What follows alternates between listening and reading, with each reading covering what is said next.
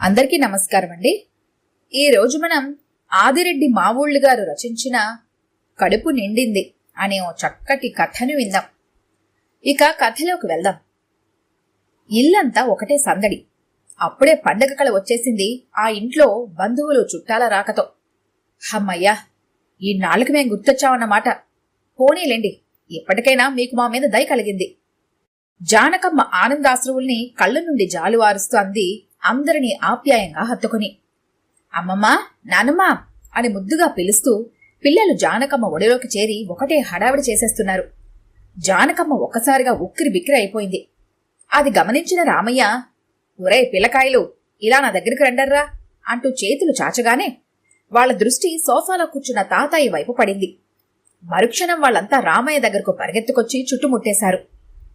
అమ్మా, నాన్నా, బావున్నారా అంటూ కొడుకులు, అత్తయ్య గారు, మామయ్య గారు అని అల్లుళ్ళు, కోడళ్ళు, ఆప్యాయపు పలకరింపులు, కుశల ప్రశ్నలు. ఒకరా ఇద్దరా, అంతా కలిపి 25 మందికి పైనే. అందర్నీ ఒకేసారి చూసేసరికి ఆ వృద్ధ దంపతుల ఆనందం అవధులు దాటిపోయింది. వాళ్లను చూసి 3 ఏళ్లయింది. అంతకుముందు తమకు తామే పనిగట్టుకుని ప్రతి ఏడాది వెళ్లి వచ్చేవారు జానకమ్మ, రామయ్య. ఇప్పుడు వయసు మరీ మీద పట్టం వల్ల ఏవేవో జబ్బులు శరీరాలను కృంగదీయటం వలన ప్రయాణాలు చేసే ఓపిక పోయింది వారిలో. గడిచిన 3 ఏళ్లలో ఎన్నోసార్లు భర్తకు చెప్పింది, ఏవండి, వాళ్ళని చూడాలనుందండి. అలాగే లేవోయ్ అని సన్నని నవ్వు ముఖం పెట్టి భార్యను సముదాయించాడు రామయ్య. 3 ఏళ్ల నుంచి అదే సమాధానం.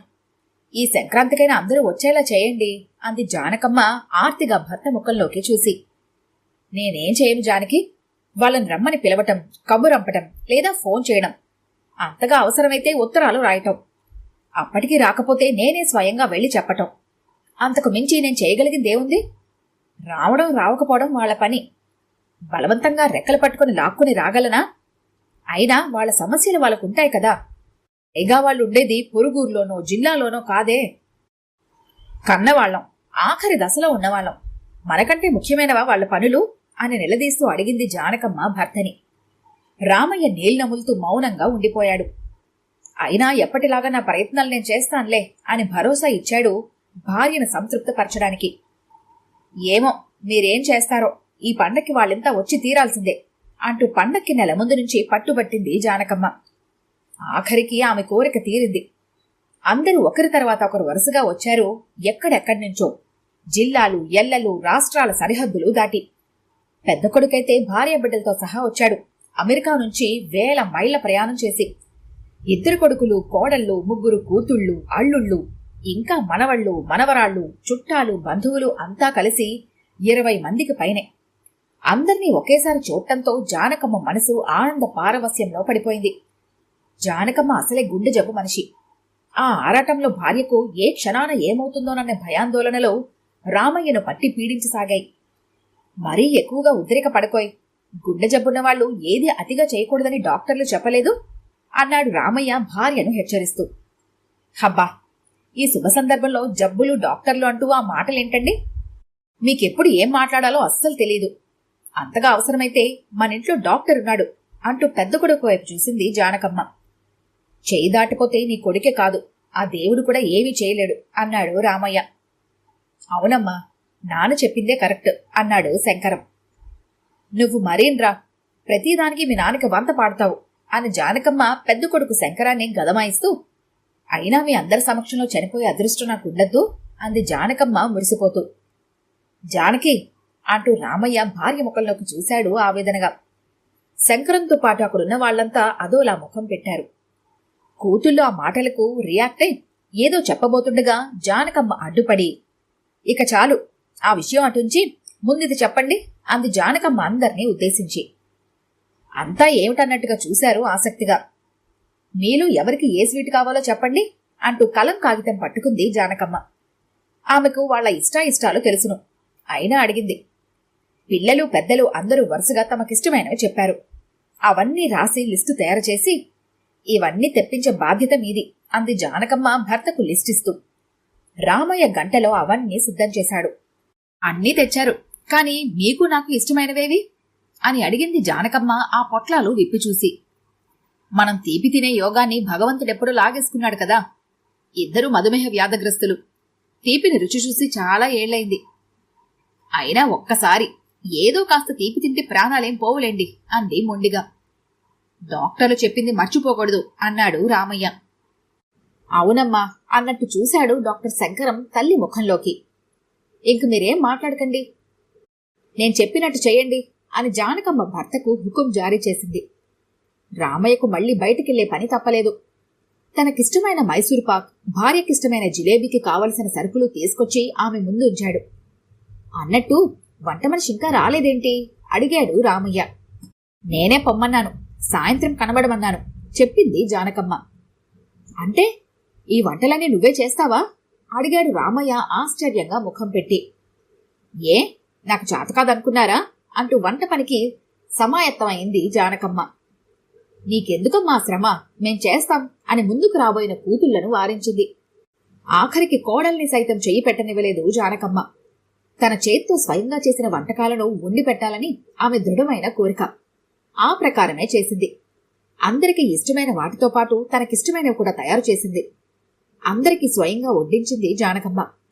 పిల్లలు అడిగినంత తిన్నంత పెట్టింది. మిగతా వాళ్ళకి కొసరి కొసరి వడ్డించింది. వద్దని వారించినా వినకుండా. వాళ్లు సుష్టుగా తిని లేచిపోయారు. ఎవరి ఆటపాటల్లో వాళ్ళు నిమగ్నమైపోయారు.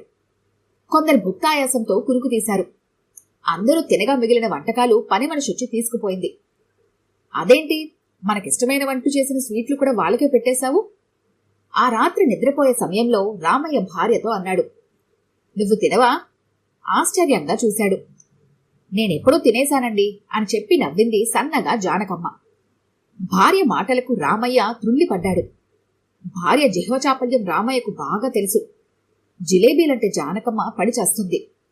ఎంత ఇష్టమంటే ఒకేసారి 1/2 కేజీ లాగించేయగలదు. అందుకే ఓ కంట కనిపెడుతూనే ఉన్నాడు రామయ్య. అతిగా తిని ఎక్కడ జబ్బు ముదుర్చుకుంటుందోనని ఆయన భయం. ఎప్పుడు తిన్నావు జానకి అడిగాడు రామయ్య ఆత్రంగా.